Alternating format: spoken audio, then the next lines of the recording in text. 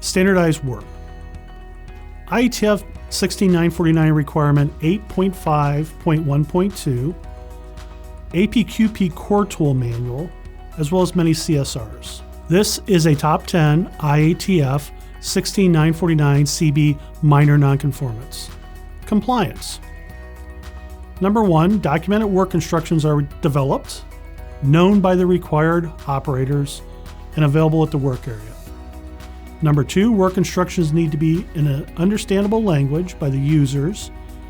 And number 3, include rules for operator safety. Best practices. Number 1, work instructions developed by a core team that includes operators. Number 2, working with human resources to ensure any non-English speaking operators have access to work instructions in their language.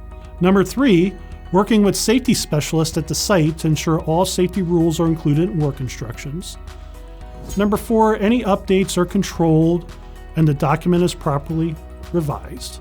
Number 5, train operators to the work instruction requirements and have records of that training, including the revisions.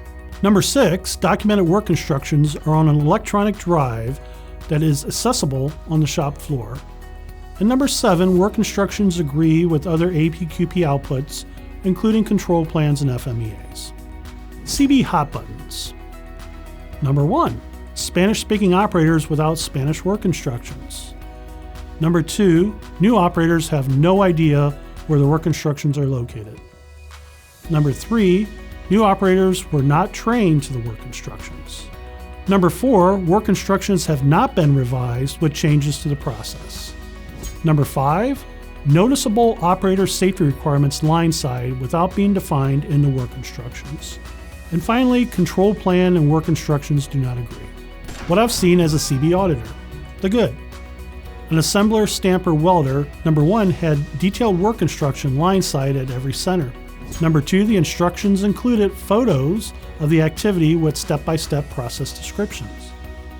Number 3, the instructions included any customer issues and impact to the customer process. Number 4, the instructions were used to train new operators, and every revision to the instructions resulted in all operators being made aware of the updates. Number 5, the operators signed off on the instructions to indicate comprehension. Number 6, the instructions included operator safety requirements such as PPE, danger points of the process, and other hazards of the process. And finally, the work instructions followed the steps of the control plan. The bad. An injection molder, number 1, had work instructions that were nowhere near the processing area. Number 2, the operators, when questioned, had no idea where the instructions were located. Number 3, the work instructions were not used to train new operators. And finally, Spanish-speaking employees did not have work instructions in Spanish. Major nonconformities were identified. The ugly.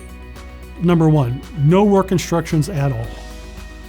Number 2, standardized processes were not in place and each shift performed the processes in their own unique way, including inspections.